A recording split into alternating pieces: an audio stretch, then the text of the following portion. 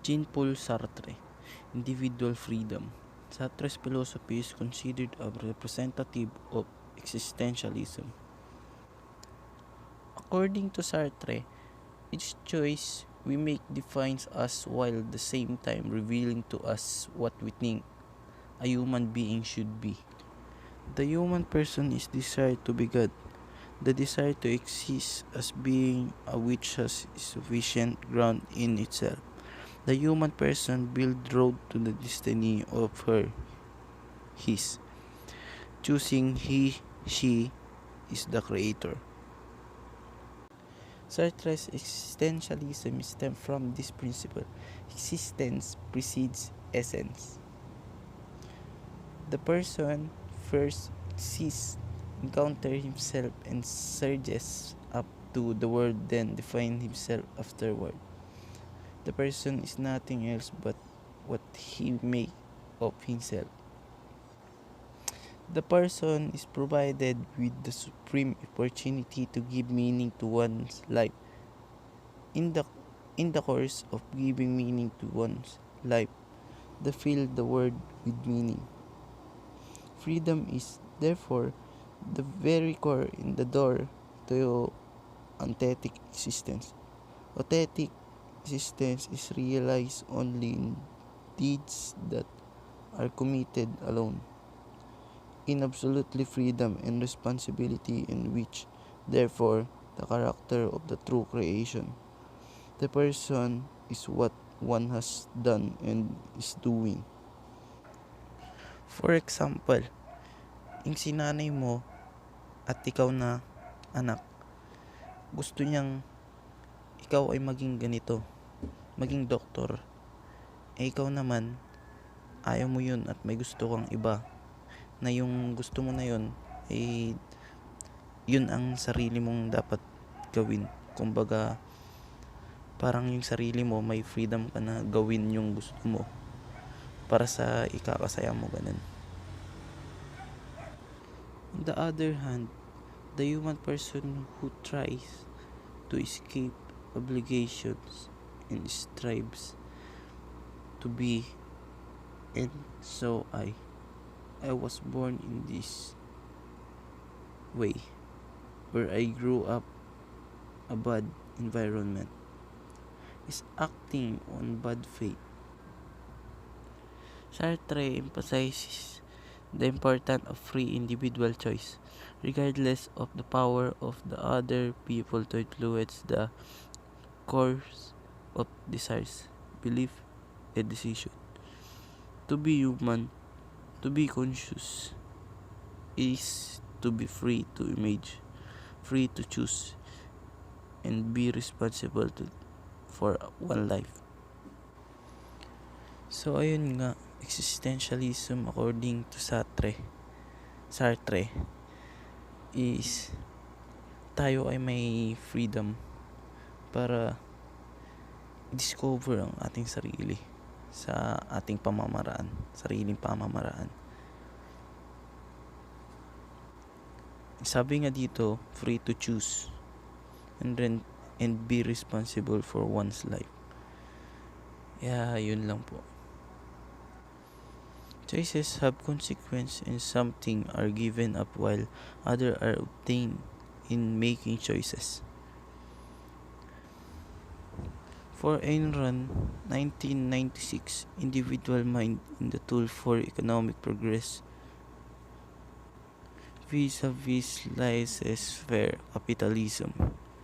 Since the mind is important, the sector that mold it should not be controlled by the government. Similar with Aristotle, Rand believed that thinking is volitional. A person has the freedom to think or not. Thought, for Rand, the majority belongs to the passive supporters of the status quo who not to think. Individual rights, as espoused by Hobbes in Rousseau, are not merely numbers. Rand rejects collectivism because of its brute force. Individual rights were upheld. Capitalism that is the only system that can uphold and protect them. The principle or individual rights represented the extension of morality in the social system. Rand cited that the right to gain, to keep, to use, and to dispose of material values. Most developed countries thus dispose in material values. Thus, it's not just it's not just a matter of throwing waste but projecting where to dump waste that would not impinge on the right of others. Individualism, as espoused by Rand, is lying in the family dependency because Easterners believe that the individual needs a community and vice versa. The Filipino and Chinese, for instance, stress the human relationship that emphasizing that a person is not necessarily an independent entity. In Filipinos, loob, for instance, the individual is the captain of his own ship on the sea that is not entirely devoid of uncertainties. Loob touches the daily human aspects of the Filipinos. Filipinos embrace family in the political parties. For the Filipinos, one does not only fulfill reason of the mind but the heart and personal and involved as well. Whereas Rand upheld the individual Filipino loob is essentially an interpersonal and social concept before it is privately personal concept.